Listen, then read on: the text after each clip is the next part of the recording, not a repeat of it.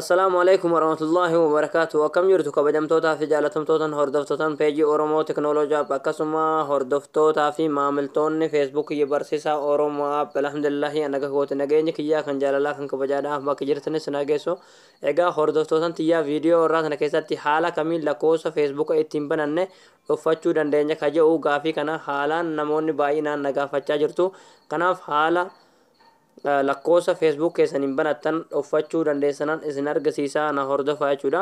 Egaa dhibbaan dhibbatti lakkoofsa Facebook keessaniin ittiin banattan uffachuun gaariidha jechuudha. Maaliif lakkoofsi isin Facebookaan banattan yoo publish irra jiraate jechuudha namni kamuu abootii keessanii baasee bilbilaan isin jeequu mala akkasuma namni tokko yoo daba isinitti yaade abootii keessanii lakkoofsa keessan baasee Facebook keessan haakarii godhulleen laafaadha. Kanaaf dhibbaan dhibbatti dirqama jechuudha lakkoofsa Facebook keessaniin ittiin banattan dhuunfachuun barbaachisaadha waan gaariidha jechuudha. Kanaaf dhuunfachuun gaariidha jechuudha. Lakkoofsa Facebook keessaniin banattan haquu osoo hin taane dhuunfachuudha jechuudha. Akka namni tokkolleen abootii keessanii hin argine jechuudha. Oonillee mii godhuudha jechuudha. Malee gonkumaayyuu irraa balleessaa jechuun miti jechuudha isin galee asirratti dhaamsin isin dhaamu jechuudha. Facebook keessan yeroo banatan jechuudha imeelii qofaan banuu osoo hin taane imeelii fi lakkoofsa keessan wal qabsiisaatii banadhaadha jechuudha.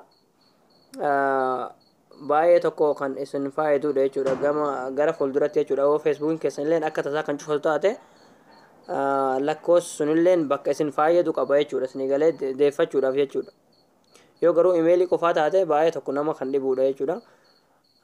Kanaaf lakkoofsi bu'aa guddaa qaba jechuudha. Facebook yeroo banattan lakkoofsaan je imeeliin ji wal qabsiisaatii lachuunuu banadhaadha jechuudha. Akkasuma ammallee namnillee yoo paaspoortii fi imeelii keessanillee argate yoo lakkoofsaan bantan jechuudha. Yoo lakkoofsa wal qabsiiftanii bantanii profile koodiitti gootan namni imeelii fi paaspoortii keessanillee yoo beeke Facebook keessan san cabsuu hin danda'u jechuudha. Kanaaf lakkoofsaan barbaachisaadha jechuudha. Lakkoofsaa fi imeeliidhaan wal qabsiisanii Facebook banachuun barbaachisaadha jechuudha. Okay, gara barumsichatti darbuun duratti warroon hagarraa YouTube channel keenyaa argina akkasumas subscribe hin godhinoo jiraatan akka subscribe nu gootan kabajaan isin gaafanna. Subscribe godhuudhaaf YouTube channel keessanii galtanii achi booda jechuudha bakka search kanarratti barsiisaa Oromoo appeettaniitti barreessitanii search gootu jechuudha. Egaa achi booda haala kanaan profaayilii keessanii fida jechuudha. Viidiyoo 76 irratti kan lakkifame barumsa babbareedaa asirra jira dhuftanii akka irraa baratan asumaan isin affeerra jechuudha. Okay, profaayilii irratti kilik gootanii achi booda maqaa jalatti diimatee subscribe hojjennu jira jechuudha. Irratti kilik gootanii jechuudha. Okay, bifa kanatti deebi'a. Akkasuma viidiyoon asirratti yeroo lakkifame kallattimaan akka notificationin isiniif dhufu wanti tan irratti kilik gootanii oonii gootu jechuudha. Okay, gara barumsichaatti isin dabarsa. Okay, lakkoofsa Facebook keessan ittiin banattan dhuunfachuudhaaf jechuudha. Facebook keessan ni galtu. Achi booda jechuudha profaayilii keessan gubbaa yookiin sarara sadiitaan irratti kilik ni gootanii. Achi booda jechuudha maqaa keessan irratti kilik ni gootanii. Achi booda jechuudha abootii keessanii seentu jechuudha. Aboot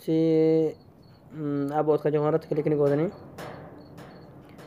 Achi booda jechuudha more about you kan irratti kilik ni gootanii. Achi booda haala kanaan isinii bana gadanii deemtu jechuudha. Asirratti jechuudha contact info kan irratti jechuudha isinii baa jechuudha. Asuma ammas lakkoofsa ol jechuudha edit kan jettu ni jirti jechuudha. Irratti kilik ni gootanii. Achi booda haala kanaan fakkii suuraa nama lamaa jechuudha asirratti ni argitu abdii qabaa. Irratti kilik ni gootanii. Achi booda jechuudha more options kan irratti kilik ni gootanii. Achi booda only kan ni argatu jechuudha. Irratti kilik ni gootu jechuudha. Achi booda haala kanaan namni tokkolleen Facebook keessan irratti yoo abootii keessan seene lakkoofsa keessan baasee yookiin isin jeequu yookiin wanta addaa isin irratti dalaguu hin danda'u jechuudha. Yeroo haala kanaan qulfii irratti hiitan gadi buutanii save kan irratti kilik ni gootu jechuudha. Egaa haala kanaan seefii ta'ee jira jechuudha. Amma namni gonkumaayyuu lakkoofsa kana arguu hin danda'u jechuudha. anuma qofatti mul'ata malee namatti mul'achuu hin danda'u gonkumaayyuu jechuudha. Egaa haala lakkoofsa Facebook ittiin banatan ittiin dhofachuu dandeessan kana fakkaata jechuudha.